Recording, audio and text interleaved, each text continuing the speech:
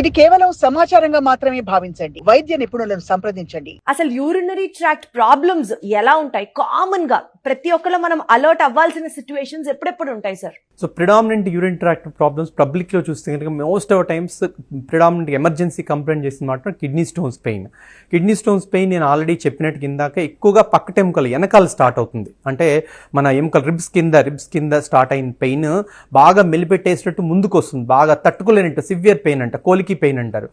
కోలికి pain వెనక నుంచి start అయ్యి ఎప్పుడైతే ముందుకు వస్తుంది ఆ పెయిన్ యూజువల్గా భరించలేనట్టు బాగా సివియర్ ఇంటెన్సిటీతో సడన్గా వస్తుంది.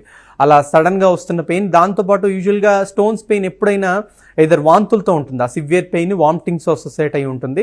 దాంతోపాటుగా ఇంకా ఇందా చెప్పినట్టు పేషెంట్ బాగా మెలిపెట్టేసి నొప్పి రావడం, వాంతులు రావడం, ఒక్కొక్కసారి రెండు పక్కల కిడ్నీలో రానప్పుడు యూరిన్ అవుట్పుట్ కూడా తగ్గడం, దాంతోపాటు ఇంకా ఒక్కొక్కసారి జ్వరం లాగా రావడం, అలాంటి లక్షణాలని ఉండే అవకాశం ఉంటుంది. సో బేసికల్గా ఏంటి సాధారణంగా ఏంటంటే ఈ నొప్పిని, కిడ్నీ స్టోన్ నొప్పిని ఒక్కోసారి గ్యాస్ నొప్పి అని కానీ, లేదంటే పక్క టెంపుల్ కింద ఓన్లీ నడు నొప్పి కానీ అనుకుంటా ఉంటారు. సో గ్యాస్ నొప్పి ఎప్పుడు యూజువల్గా అంత సివియర్గా వెనక నుంచి ముందుకు రాదు. ఎప్పుడు గ్యాస్ నొప్పి ఎప్పుడు సెంటర్ అబ్డామిన్ అంటే మెయిన్ పొట్టలో కానీ, లేదంటే ఎపిగ్యాస్ట్రిక్ అంటారు, అంటే ఇక్కడ బొడ్డు పైన కానీ వస్తుంది. యూజువల్గా గ్యాస్ నొప్పి ఎప్పుడు అంత సివియర్గా వాంతులతో పాటు రాదు, బట్ చెప్పలేము. But most of times gas నొప్పి కంటిన్యూస్గా లేదంటే ఎక్కువసేపు ఫాస్టింగ్లో ఉన్నప్పుడు కానీ వస్తుంది. దాని లొకేషన్ ఎక్కువగా ఎపిగ్యాస్ట్రియం అంటే బొడ్డు పైన కానీ బొడ్డు చుట్టూతా ఉంటుంది.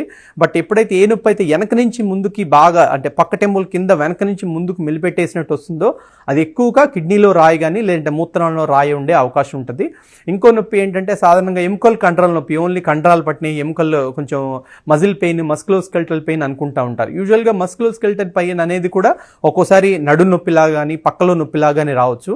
బట్ నడు నొప్పిని ఇట్లా కిడ్నీలో రాయి నొప్పిని సపరేట్ మనం ఎలా తెలుసుకోవడం అంటే సాధారణంగా ఏంటంటే ఎముకలు కండరాల నొప్పి అనేది యూజువల్గా పార్షియల్ వేరియేషన్ అంటారు. అంటే మనం వంగితే కానీ కలుక్కుమండం కానీ, లేదంటే పక్క అటు ఇటు తిరిగితే కొంచెం పట్టుకోవడం కానీ, సో అటు ఇటు తిరిగినప్పుడు పెయిన్ ఎప్పుడైతే మారుతుందో అది యూజువల్గా ఎముకలు కండరాల నొప్పి అయ్యే అవకాశం ఉంటుంది.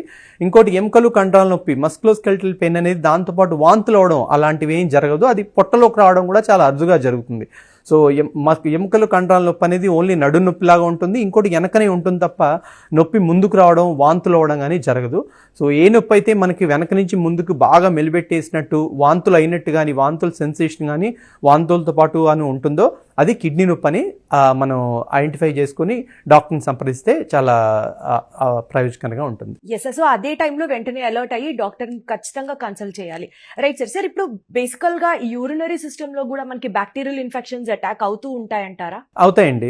వీటిని యూరిన్ ట్రాక్ట్ ఇన్ఫెక్షన్ యూటీఐస్ అంటారు. సో యూటీఐస్ అంటే కనుక యూటీఐస్ కూడా చూస్తే మనకి కిడ్నీ మొత్తం యూరిన్ ట్రాక్ట్ సిస్టంలో అన్ని సిస్టమ్స్ ఎఫెక్ట్ అవ్వచ్చు, బట్ కామన్గా అన్నిటిని యూటీఐస్ అంటాం.